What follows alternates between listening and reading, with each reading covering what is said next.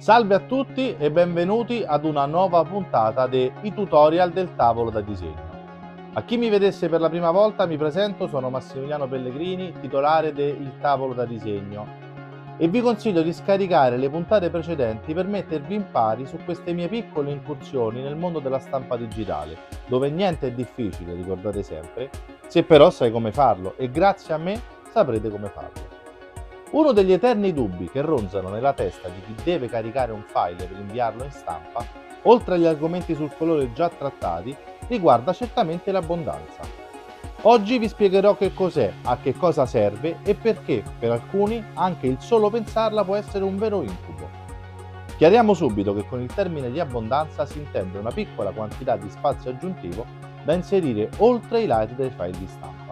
Fin qui tutto semplice, direte, basta fare un file un po' più grande, giusto? Sbagliato!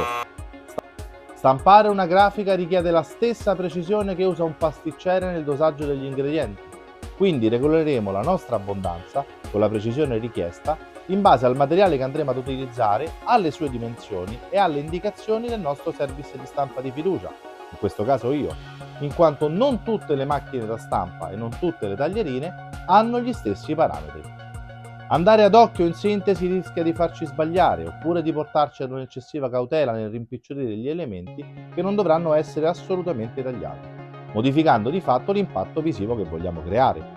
E sarete tutti d'accordo con me che minimizzare questo impatto farà perdere, anche se solo in parte, la bellezza di quello che abbiamo voluto creare, sia che si tratti di un flyer pubblicitario, sia che vogliamo realizzare un biglietto di auguri personalizzato per il nostro grande amore. Nelle immagini che seguono vi farò vedere qual è il modo corretto di inserire l'abbondanza. Vediamo quindi come impostare un file direttamente su Illustrator. Andremo su File, Nuovo, imposteremo la dimensione finale del nostro file, per cui nel caso di volantino A5 1485 x 21 e sotto dove c'è scritto pagina al vivo i 2 mm di abbondanza. Lì il programma creerà in automatico le sue abbondanze. Andiamo su Crea. Come potete vedere crea la nostra tavola di disegno bianca che sarà il nostro file nelle dimensioni finali con il bordino rosso che è dove andremo a porre le nostre abbondanze, i famosi 2 mm per lato. Importiamo la nostra grafica, la centriamo nella nostra tavola di disegno, zoomando vedremo la linea nera che sarà la linea di taglio e la linea rossa che sarà la linea di abbondanza.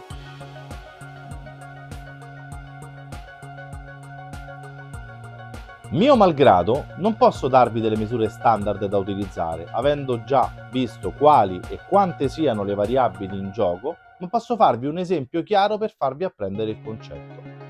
Se dobbiamo stampare un volantino, quindi un classico A5 di dimensioni 148,5 mm x 210 mm, probabilmente il file dovrà essere da 152,5 mm x 214 mm, dove lo sfondo sul tono del verde che vedete rappresenta la nostra grafica comprensiva di abbondanza, la riga rossa indica il punto dove dovrà essere effettuato il taglio, mentre la parte tratteggiata delimita la comfort zone della vostra grafica, ovvero quel margine di sicurezza che tiene lontane brutte sorprese quando, specialmente con elementi molto piccoli come i biglietti da visita o tag per bomboniere o segnaposto, un minimo spostamento al momento del taglio può farci buttare un'intera confezione di biglietti. Questo margine di sicurezza mi sento di consigliarlo prescindendo dal materiale in circa 5-6 mm dal bordo, per andarlo poi ad aumentare in proporzione all'aumento di dimensioni della vostra grafica. Un altro consiglio che voglio darvi consiste nell'eventuale inserimento di cornici a livello grafico, che se inserite troppo vicine al bordo si rischia vengano tagliate in modo diverso sui 4 lati, creando un bruttissimo effetto d'insieme. Mantenere circa 1 cm dal bordo, ove possibile, ci darà maggior certezza che eventuali imprecisioni non vengano notate. Con questo per oggi è tutto, vi ringrazio per avermi seguito e vi invito ad iscrivervi al nostro canale, mettere un like sulle nostre pagine social ed attivare eventuali campanelle per rimanere sempre aggiornati su quelli che saranno i nostri video tutorial futuri o le proposte di stampa che vi faremo vedere nel corso di questi video. A presto e ci vediamo al prossimo video!